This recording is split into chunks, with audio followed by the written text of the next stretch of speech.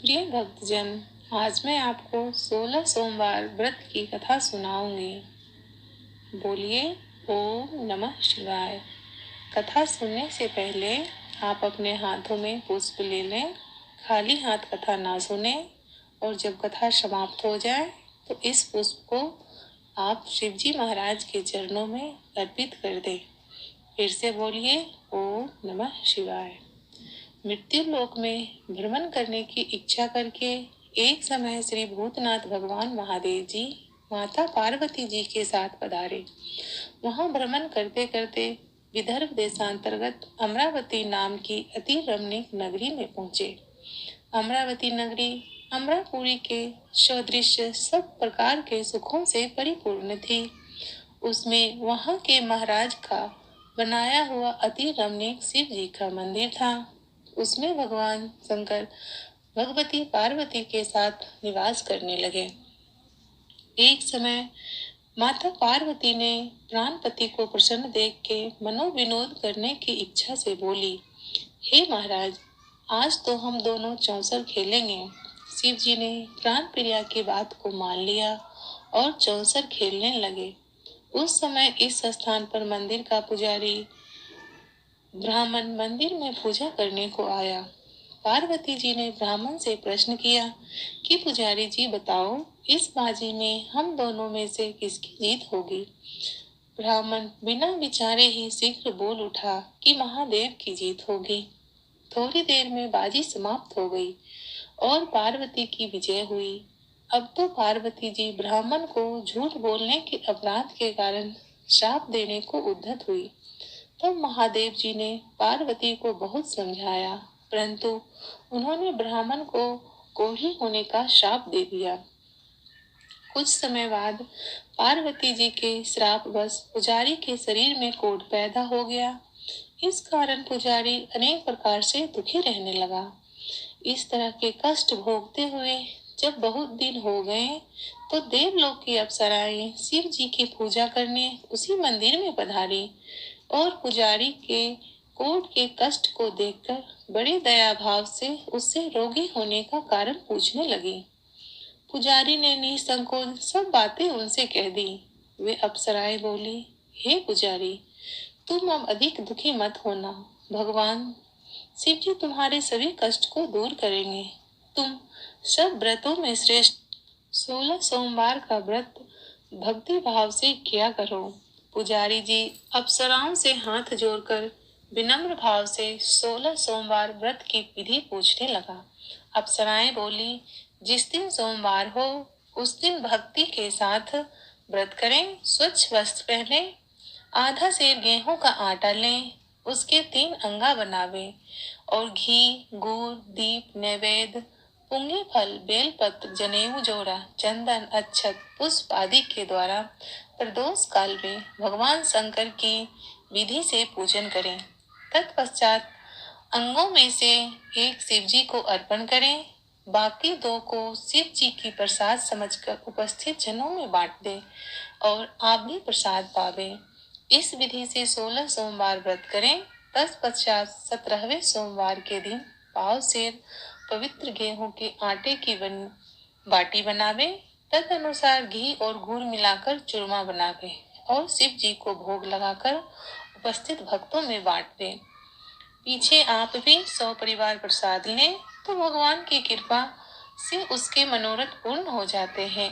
ऐसा कहकर अप्सराएं स्वर्ग चली गई।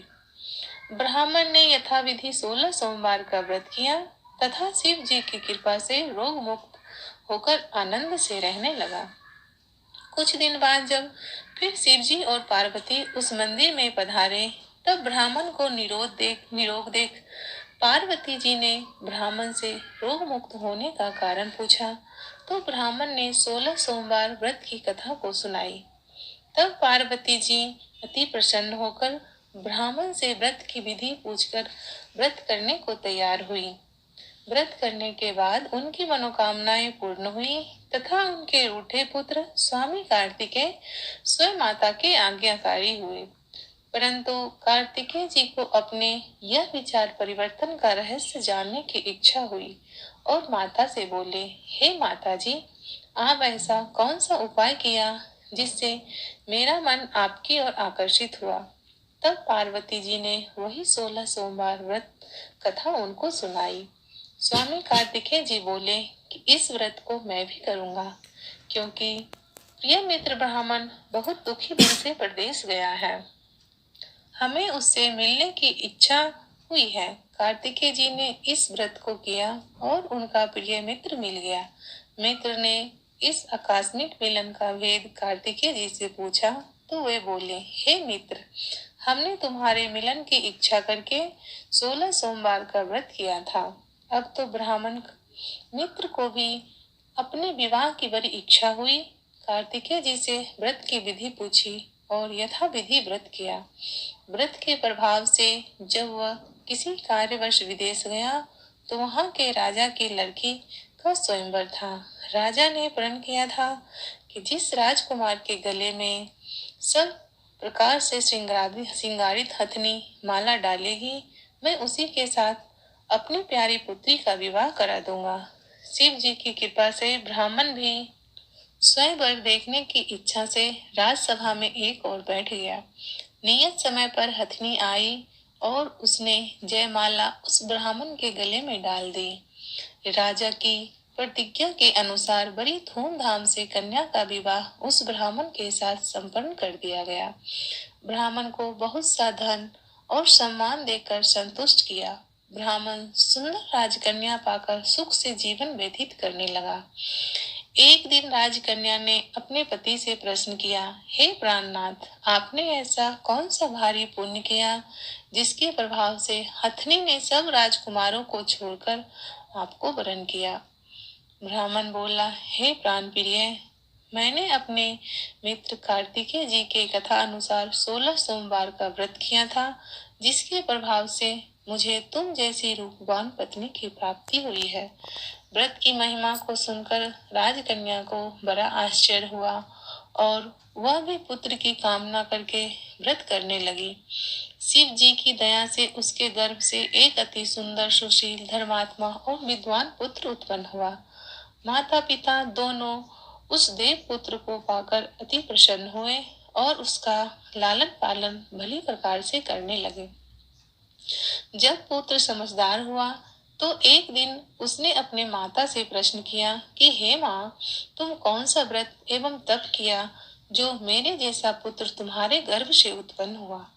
माता ने पुत्र का प्रबल मनोरथ जानकर अपने किए हुए 16 सोमवार व्रत को विधि सहित पुत्र को सुनाया। पुत्र ने ऐसे सरल व्रत को और सब तरह से मनोरथ पूर्ण करने वाला सुना तो वह भी इस व्रत को राज्य अधिकार पाने की इच्छा से हर सोमवार को यथाविधि व्रत करने लगा। उस समय एक देश के वृद्ध राजा के दूतों ने आकर उसको राजकन्या के लिए वरण किया। राजा ने अपनी पुत्री का विवाह ऐसे सर्वगुण संपन्न ब्राह्मण युवक के साथ करके सुख प्राप्त किया। वृद्ध राजा के दिवंगत हो जाने पर उसी ब्राह्मण बालक को गद्दी पर बिठाया गया, क्योंकि दिवंगत राजा का कोई पुत्र नहीं था। राज्य का उत्तराधिकारी होकर भी वह ब्राह्मण पुत्र अपने 16 सोमवार का व्रत करता रहा। जब 17वां सोमवार आया तो विप्र पुत्र ने अपनी प्रियतमा से सब पूजन सामग्री लेकर शिव पूजा के लिए शिवालय में चलने को कहा, परंतु प्रियतमा ने उनकी आज्ञा की परवाह न की। दास दासियों द्वारा सब सामग्रियां शिवालय भिजवा दी और आप नहीं गई। जब राजा ने शिव जी का पूजन समाप्त किया तब एक आकाशवाणी राजा के प्रति हुई। राजा ने सुना कि हे राजा, अपनी इस रानी को राजमहल से निकाल दे, नहीं तो तेरा सर्वनाश कर देगी। आकाशवाणी को सुन राजा के आश्चर्य का ठिकाना नहीं रहा और तत्काल ही मंत्रणा गृह में आकर अपने सभासदों को बुलाकर पूछने लगा, हे मंत्रियों, मुझे आज शिव जी की वाणी हुई है कि राजा तू इस रानी को निकाल दे, नहीं तो ये तेरा सर्वनाश कर देगी। राजसभाएं, मंत्री आदि सब बड़ी विस्मय और दुख में डूब गए, क्योंकि जिस कन्या के कारण राज मिला उसी को निकालने का जाल रच रहा है, यह कैसे हो सकेगा। अंत में राजा ने उसे अपने यहाँ से निकाल दिया। रानी दुखी हृदय से भाग्य को कोसती हुई नगर के बाहर चली गई। बिना पदत्राण, फटे हुए वस्त्र पहने, भूख से दुखी धीरे धीरे चलकर वह एक नगर में पहुंची। वहां एक बुढ़िया सूत काटकर बेचने को जाती थी। रानी की करुणा दशा देखकर बोली, चल तू मेरा सूत बिकवा दे, मैं वृद्ध हूँ, भाव नहीं जानती हूँ। ऐसी बात बुढ़िया की सुन रानी को ने बुढ़िया के सिर पर से सूत की गठरी उतारकर अपने सिर पर रख ली। थोड़ी देर बाद आंधी आई और बुढ़िया का सूत पोटली सहित उड़ गया।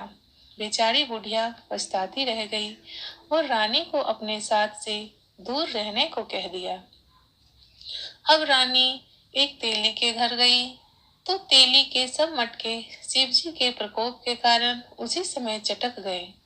ऐसी दशा देख तेली ने रानी को अपने घर से निकाल दिया। इस प्रकार रानी अत्यंत दुखी हुई। वह एक नदी के किनारे गई तो नदी के समस्त जल सूख गया। तत्पश्चात रानी एक वन में गई। वहां जाकर सरोवर में सीढ़ी से उतरकर पानी पीने को गई। उसके हाथ में जल में स्पर्श होते ही सरोवर का नील कमल के समान जल असंख्य कीड़ामय गंदा हो गया। रानी ने भाग पर दोषारोपण करते हुए उस जल को पीने करके पेड़ की शीतल की छाया में विश्राम करना चाहा। वह रानी जिस पेड़ के नीचे जाती, उस पेड़ के पत्ते तत्काल ही गिर जाते। वन और सरोवर जल की ऐसी दशा देखकर गौ चराते ग्वालों ने अपनी गोसाई जी से, जो उस जंगल में स्थित मंदिर में पुजारी थे, यह सब बातें बताईं। गोसाई जी के आदेश अनुसार ग्वाले रानी को पकड़कर गोसाई के पास ले गए। रानी की मुख कांति और शरीर शोभा देख गोसाई जी जान गए यह अवश्य कोई विधि की गति की मारी कुलीन स्त्री है। ऐसा सोच पुजारी जी ने रानी से कहा, हे पुत्री, मैं तुमको अपनी पुत्री के समान रखूंगा, तुम मेरे आश्रम में ही रहो, मैं तुमको किसी प्रकार का कष्ट नहीं दूंगा। गोसाई के ऐसे वचन सुनकर रानी को धीरज हुआ और आश्रम में रहने लगी। परंतु आश्रम में रानी जी भोजन बनाती तो उसमें कीड़े पड़ जाते, जल भर के लाती, उसमें कीड़े पड़ जाते। अब तो गोसाई जी भी दुखी हुए और रानी से बोले कि हे बेटी, तुम्हारे ऊपर कौन से देवता का प्रकोप है जिससे तुम्हारी ऐसी दशा हुई है। पुजारी की बात सुन रानी ने शिवजी महाराज के पूजन का बहिष्कार करने की कथा सुनाई तो पुजारी जी शिवजी महाराज की अनेक प्रकार से स्तुति करते हुए रानी से बोले कि देवी, तुम सब मनोरथ को पूर्ण करने वाले 16 सोमवार का व्रत करो, उसके प्रभाव से अनेक प्रकार के कष्टों से तुम मुक्त हो सकोगी। गोसाई की बात सुनकर रानी ने 16 सोमवार के व्रत को विधिवत संपन्न किया और 17वें सोमवार को पूजन के प्रभाव से राजा के हृदय में विचार उत्पन्न हुआ कि रानी को गए बहुत समय व्यतीत हो गया, ना जाने वह कहाँ कहाँ भटकती होगी, ढूंढना चाहिए। यह सोचकर रानी को तलाश करने के लिए चारों दिशाओं में दूत भेजे। वे दूत रानी को देखते हुए पुजारी के आश्रम में पहुंचे। वहां रानी को पाकर पुजारी से रानी को मांगने लगे, परंतु पुजारी जी ने उनको मना कर दिया। वो दूत चुपचाप लौट आए और आकर महाराज को सन्मुख रानी की पता बतलाया। रानी की पता पाकर राजा स्वयं पुजारी के आश्रम में गए और पुजारी से प्रार्थना करने लगे कि महाराज, जो देवी जी आपके आश्रम में रहती हैं, वह मेरी पत्नी है। शिव जी के कोप से मैंने इसे त्याग दिया था। अब इस पर से शिव का प्रकोप शांत हो गया है, इसलिए मैं इन्हें लेने आया हूँ। आप इनको मेरे साथ जाने की आज्ञा दीजिए। गोसाई जी ने राजा के वचन को सत्य समझकर रानी को राजा के साथ जाने की आज्ञा दे दी। गोसाई की आज्ञा पाकर रानी प्रसन्न होकर राजा के साथ महल में आई। नगर में अनेक प्रकार के बधावे बजने लगे। नगर वासियों ने नगर के दरवाजे तथा नगर को तोरण बंद बारों से विविध विधि से सजाया। घर घर में मंगल गान होने लगे। पंडितों ने विविध वेद मंत्रों का उच्चारण करके अपनी रानी का स्वागत किया। ऐसी अवस्था में रानी ने पुनः अपनी राजधानी में प्रवेश किया। महाराज ने अनेक तरह से ब्राह्मणों को दान आदि देकर संतुष्ट किया। याचकों को धन्य दान दिया। नगरी में स्थान स्थान पर सदा व्रत खुलवाए गए, जहाँ भूखे लोगों को भोजन मिलता था। इस प्रकार से राजा शिव जी की कृपा का पात्र हो राजधानी में रानी के साथ अनेक तरह के सुखों को भोगकर सोमवार का व्रत करने लगा। विधिवत पूजा शिव पूजन करते हुए इस लोक में अनेक सुखों को भोगने के पश्चात शिवपुरी को पधारे। ऐसे ही जो मनुष्य मनसा वाचा कर्मणा द्वारा भक्ति सहित 16 सोमवार का व्रत पूजन इत्यादि विधिवत करता है, वह इस लोक में समस्त सुखों को भोगकर अंत में शिवपुरी को प्राप्त होता है। यह व्रत सब मनोरथ को पूर्ण करने वाला है।